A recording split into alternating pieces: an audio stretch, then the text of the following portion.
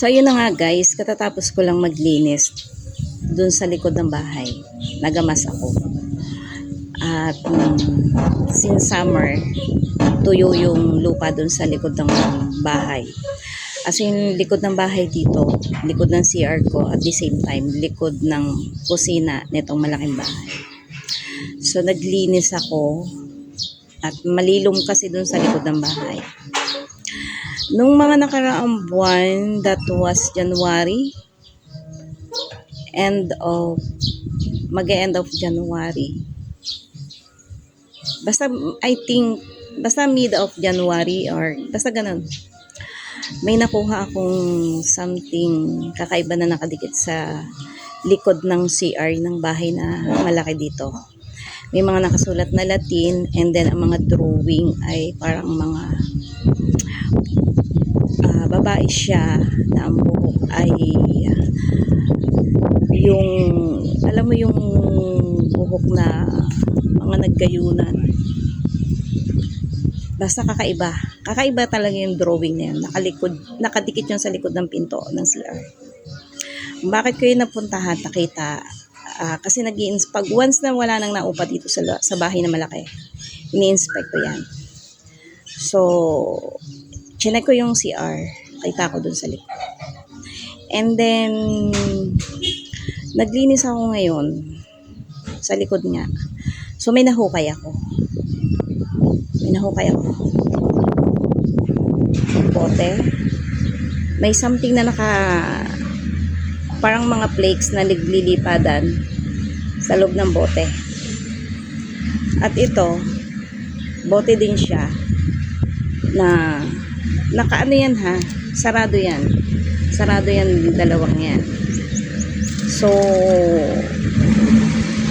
pag sarado yan, nakabaon siya hanggang dito, labas yung ulo niyan, labas ang ulo, tapos sarado to yan. So ito, ang laman nito ay parang bahay ng langgam yan, maraming langgam na gumagapang dyan sa loob, at kakaiba rin yung mga nasa ilalim. So, ito ay blurred. Siguro dahil ng neto. Ayan, nagkagaya ng kulay. And then, this one, cleared siya. Cleared. Pero yung mga gumagalaw sa loob, parang mga flakes. So, yan. Yan ang nakuha ko sa likod. Nakabaon siya na magkaganon. Kaganon yan. Labas ang ulo nito. Eto. Kaya ko nakitang may nakabaon. And hinukay ko talaga siya kasi as in nakabaon. So kung ito ay natabunan lang doon, hindi siya dapat nakabaon. Or kung ito yung mga boteng na pabayaan lang sa likod. Kasi dito sa mga ito. Yan. Yan. Yung mga bote-bote din dyan. Kahit yung matagal na, hindi siya nakabaon. Nasa gilid lang siya ng pader. Pero ito, as in talaga nakabaon to. Hinukay ko to. Hinukay ko tong dalawang to. Yan ha. At magkagano ng ulo niyan. So hinukay. Ito ang una ko nahukay. And then dinahanda ko kasi baka mabasag. Dahil feeling ko, buo talaga yung bote. At may naiisip na ako. May tumatakbo na sa isip ko. Yun yun. At nung pumasok ako doon sa likod ng bahay, ay syempre may baon akong asin sa katawan ko. First time ko pumasok doon sa likod na yon. Hindi talaga ako pumapasok sa likod na yun kasi pag pinalilinisan yon, bumabayad kami kasi takot akong pumasok sa likod na yon. Baka ako may ahas, tsaka malamok. So pinalilinisan yon. Since wala maglilinis ngayon, ako ang pumasok sa likod. So nagdala ako ng asin kasi kinakabahan ako.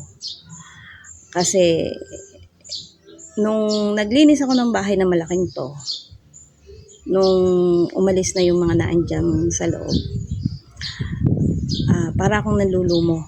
Parang alam mo yun, yung pakaramdam pa na parang ayaw palinisan yung loob ng bahay. Nanlulumo ako, 2 araw yun na ganun. So, ang ginawa ko, nag-insenso ako sa loob ng bahay, 2 beses. Yung 2 bahay na ininsenso ko, yung sa akin at saka rin sa malaki. And Nung nakapag-incense ako na 2 beses na hapon, so gumaan ang pakiramdam ko. Yung gising ko ng umaga, ang gana ng pakiramdam ko. Gano'n ano. Tapos, nagkapasa-pasa na naman ako. Malimit ako magkapasa. Edi gano'n na. So, kaya ang ginagawa ko dito sa bahay na malaki, since wala na upa ngayon, binubuksan ko ang ilaw niyan overnight. Bukas ang mga bintana, pinto, likod, at harap ng bahay. Bukas lahat yan. Basta bukas yan. And dahil may mga tumatakbo sa isip ko, at may something, Hoy! Buksan mo yan! Kalwitin mo. Hindi ka pumunta sa akin. Ayan na. Hindi ko alam kung ano yung sagot doon sa aking hinahanap talaga. At nararamdaman sa katawan ko.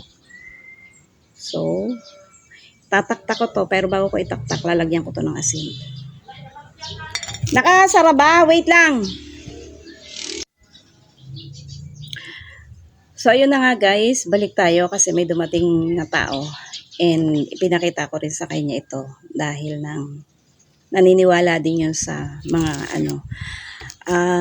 hindi ako directly magbibitaw ng salita kung ano man. Pero dahil alam ko na yun alam ko na yung sitwasyon na nangyayari. So, ayan, may nakita ako, nakakaiba. Ito ay, kung hindi ito sinadyang ibaon na may tubig, hindi ito basta magkakatubig. At hindi yan basta magkakalaman ng ganyan. Kung hindi sinadya. Dahil kung ito yung mga boteng pinabayaan mo lang sa tabi-tabi, hindi ito basta lulubog sa lupa ng ganong kalalim. At ganon din ito, na kung hindi mo ito nilagyan ng lupa na may langgam, hindi rin to basta papasukin ni babahayan ng langgam. Kasi parehas ngang silyado ito, sarado ito. Yan, parehas na sarado yan. So ngayon, para makontra natin, bubuksan ko at lalagyan ko ng asin, tatapon ko sa kanal, kasi running water dun sa kanal.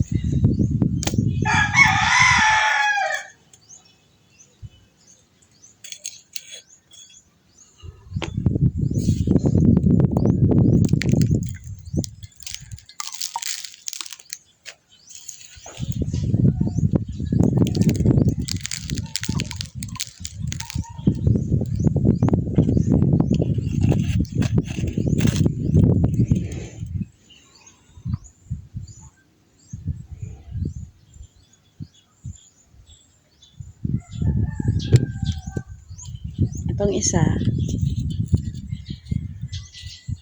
tamo ha, hindi ko basta pa mabuksan, maigpit. So, marami siyang langgam.